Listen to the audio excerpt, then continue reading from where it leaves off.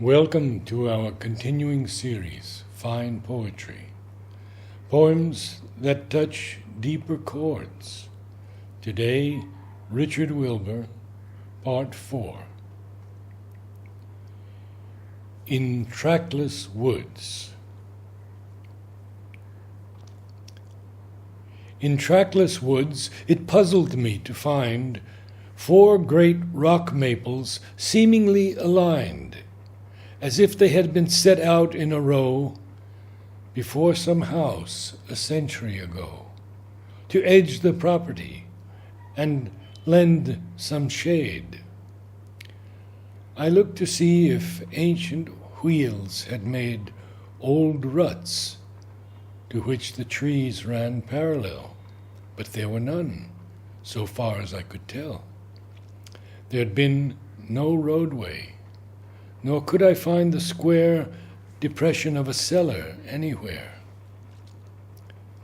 And so I tramped on further to survey amazing patterns in a hornbeam spray, or spirals in a pine cone, under trees, not subject to our stiff geometries.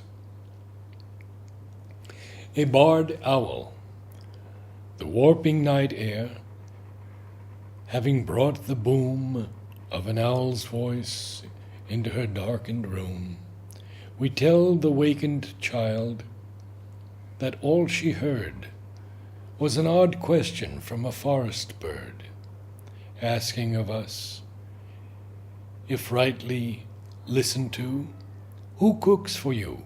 And then, who cooks for you?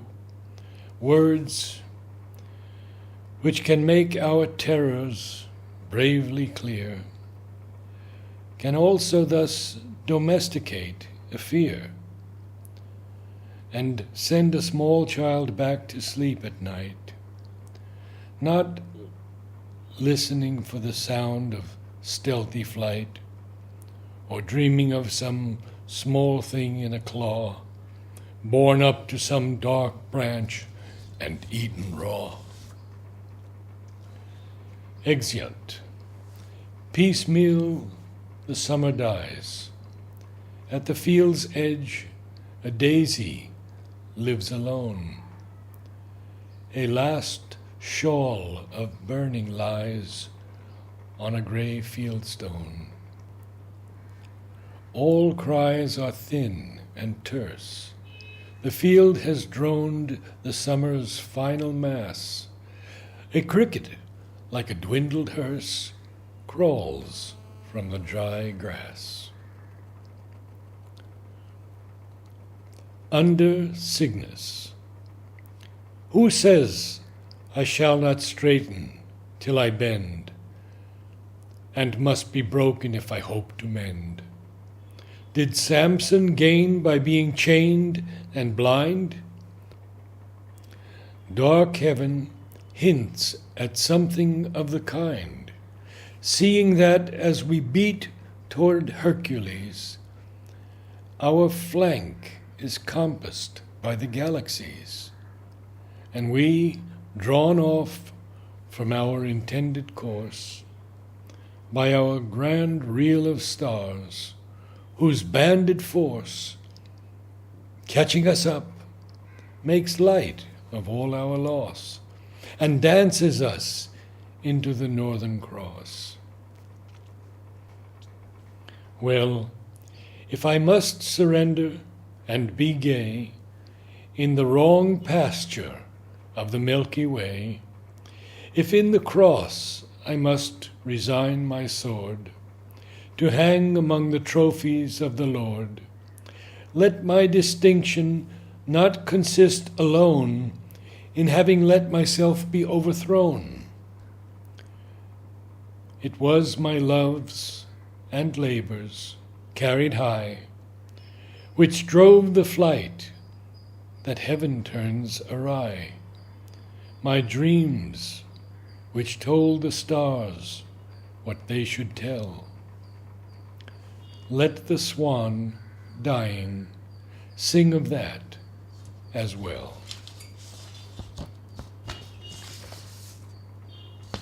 for K.R. on her 60th birthday. Blow out the candles of your cake. They will not leave you in the dark, who round with grace this dusty arc of the grand tour which souls must take. You who have sounded William Blake and the still pool to Plato's mark, blow out the candles of your cake. They will not leave you in the dark.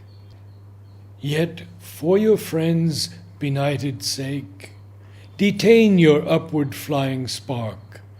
Get us that wish, though, like the lark, you whet your wings till dawn shall break. Blow out the candles of your cake. October maples. The leaves, though little time they have to live, were never so unfallen as today, and seem to yield us, through a rustled sieve, the very light from which time fell away. A showered fire we thought forever lost redeems the air. Where friends in passing meet, they parley in the tongues of Pentecost. Gold ranks of temples flank the dazzled street.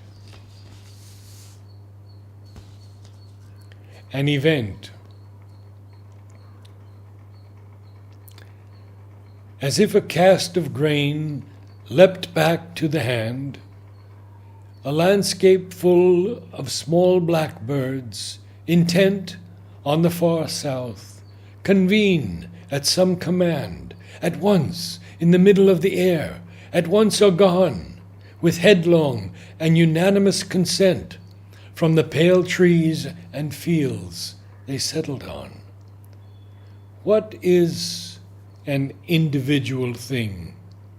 They roll like a drunken fingerprint across the sky, or so I give their image to my soul, until, as if refusing to be caught in any singular vision of my eye, or in the nets and cages of my thought, they tower up, shatter, and madden space with their divergences, are each alone swallowed from sight, and leave me in this place, shaping these images to make them stay.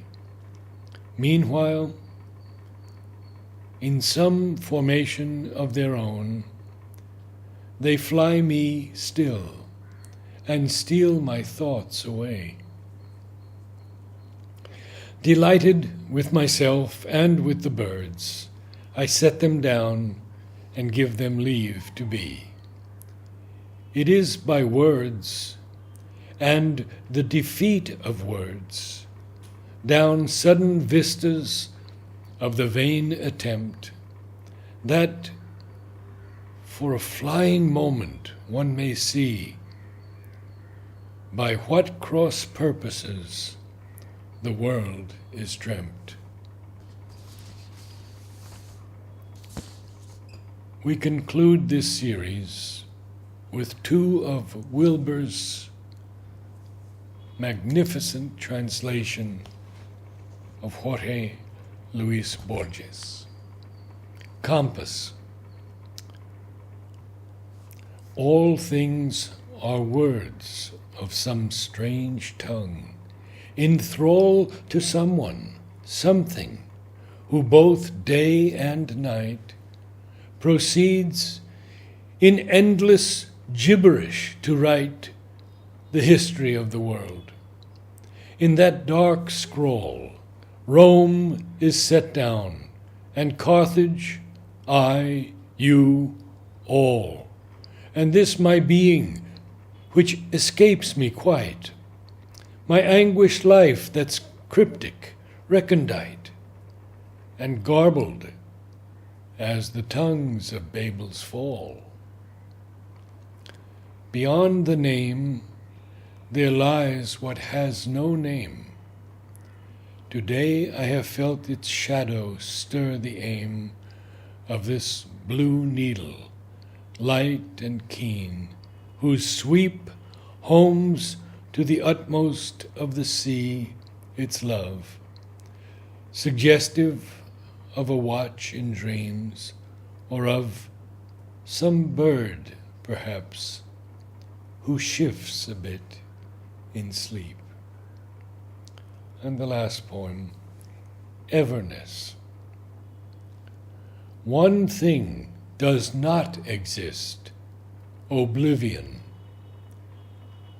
God saves the metal, and he saves the dross, and his prophetic memory guards from loss the moons to come and those of evenings gone. Everything is the shadows in the glass, which, in between the day's two twilights, you have scattered by the thousands, or shall strew henceforward in the mirrors that you pass. And everything is part of that diverse, crystalline memory, the universe.